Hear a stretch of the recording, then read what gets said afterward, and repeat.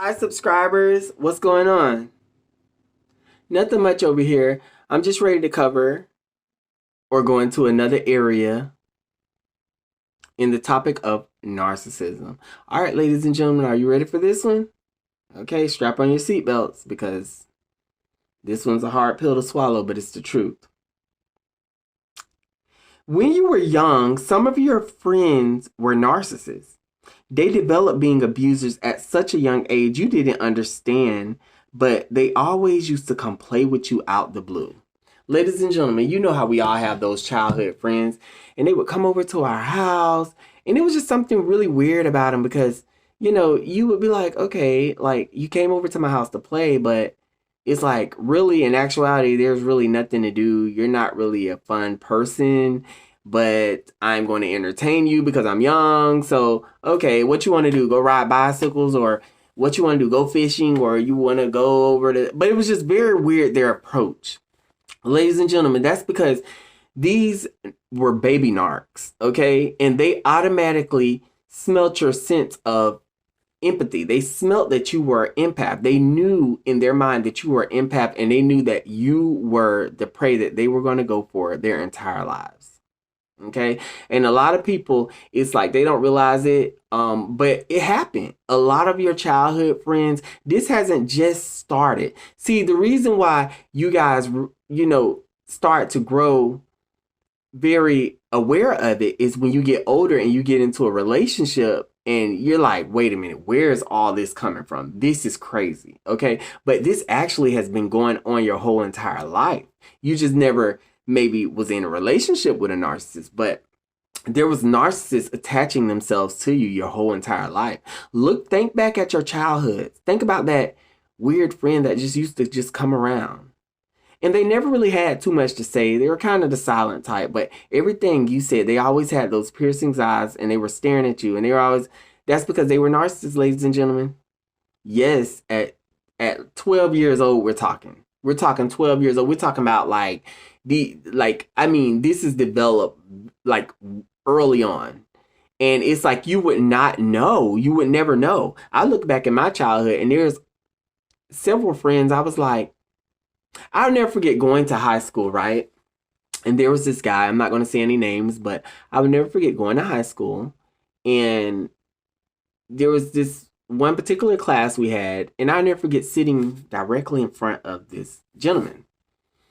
And we were not really talking, but, we kind of had to talk because we were sitting there at the desk and sitting in front of we were sitting there and, we were grouped up or whatever. And I will never forget the stare. It was just a stare and I turn around and I look and I turn back and the teacher would ask our group a question and we would answer. But it was just that weird, really weird stare.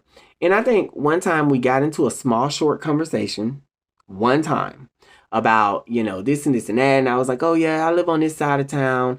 And this and this and that and da da da da, not deep, but just, we're young. Ladies and gentlemen, I left and went home, and I would never forget there was a knock at the door, or the doorbell rang. And I'll never forget, a sibling went to the door and they said, hey, such and such is here for you. And I'm like, huh? Who are you talking about? Who? Went to the door and that was them that was there. So I immediately played it off. I was like, hey, how you doing? What's going on? Yeah, I was just, basically just chilling, you know what I'm saying? Was going to touch up on my homework, but I'm, da da da. And I would never forget, I was like, yeah, so what you got planned? And I would never forget them telling me that, like, it's whatever. We can go wherever, whatever you want to do.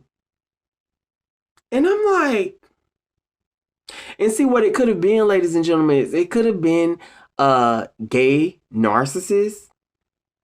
I tell you guys, they all are gay. But basically meaning like, like I told you guys, narcissists will do and be anything for the supply.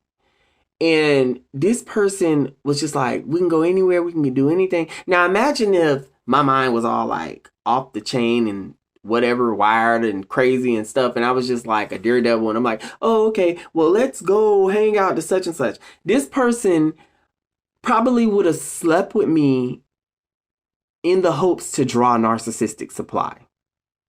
And me being so young, I'm oblivious to the fact I don't even know what a damn narc, never heard of them. Even then, at that mentality, I wouldn't have knew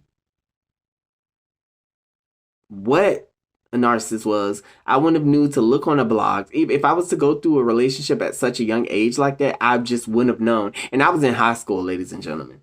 That's why I say, like, it takes, you have to really, like, and I'm really glad that I decided to date at the age that I did, because then I was able to understand more. But at such a young age, and you're going through this turbulent relationship, I would not have known what the hell hit me, even if it wasn't a relationship, and just because the narcissist wanted to draw energy and the raging and all, I wouldn't have knew what that was.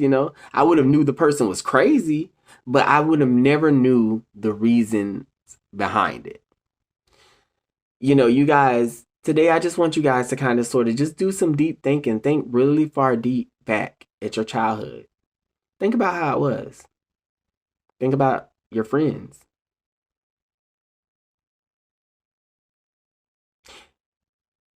Everybody have agendas, ladies and gentlemen. Okay?